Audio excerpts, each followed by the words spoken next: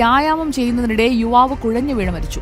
ജിമ്മിൽ കളിസ്ഥലത്തൊക്കെ കുഴഞ്ഞു വീണ് മരിച്ചു, അറ്റാക്കായിട്ട് മരിച്ചു എന്നൊക്കെ നമ്മൾ ഈ അടുത്തായിട്ട് ഒരുപാട് കേൾക്കുന്നുണ്ട്. മരണം, അതായത് നാച്ചുറൽ ഡെത്ത് ഏത് സമയം ആർക്ക് വേണമെങ്കിലും വരാം. പക്ഷേ ജിമ്മിൽ കളിസ്ഥലത്തൊക്കെ പെട്ടെന്നുള്ള മരണങ്ങൾ നമുക്ക് എങ്ങനെ ഒഴിവാക്കാമെന്നാണ് ഈ വീഡിയോയിൽ ഞാൻ പറയുന്നത്. ജിമ്മിലൊക്കെ പോകുന്നവർ നിങ്ങളുടെ ട്രെയിനറുടെ അടുത്ത് പ്രത്യേകം പറയണം, നമുക്ക് എന്തെങ്കിലും അസുഖങ്ങളുണ്ടെങ്കിൽ, എന്തെങ്കിലും മരുന്നുകൾ കഴിക്കുന്നുണ്ടെങ്കിൽ. ജിമ്മിൽ പോകുന്ന ആൾക്കാർ ഏറ്റവും ആദ്യം ശ്രദ്ധിക്കേണ്ട കാര്യമാണ് നമ്മുടെ സേഫ്റ്റി. ഏത് എക്സസൈസ് ചെയ്യുമ്പോഴും നിങ്ങളുടെ ട്രെയിനറുടെ നിർദ്ദേശത്തിനനുസരിച്ച് മാത്രം ചെയ്യുക.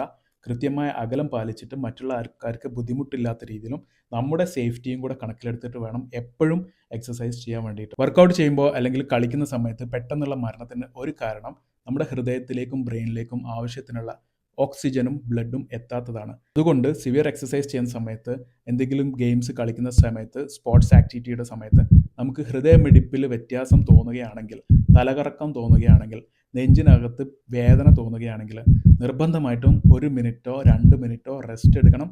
അവിടെ ഗ്രൗണ്ടിൽ ഇരിക്കണം, അല്ലെങ്കിൽ മലർന്ന് കിടക്കണം. ഇത് ചിലപ്പോൾ നിങ്ങളുടെ ജീവൻ തന്നെ രക്ഷപ്പെടുത്തുവാൻ വേണ്ടിയിട്ട് നിങ്ങളെ സഹായിക്കുമായിരിക്കും.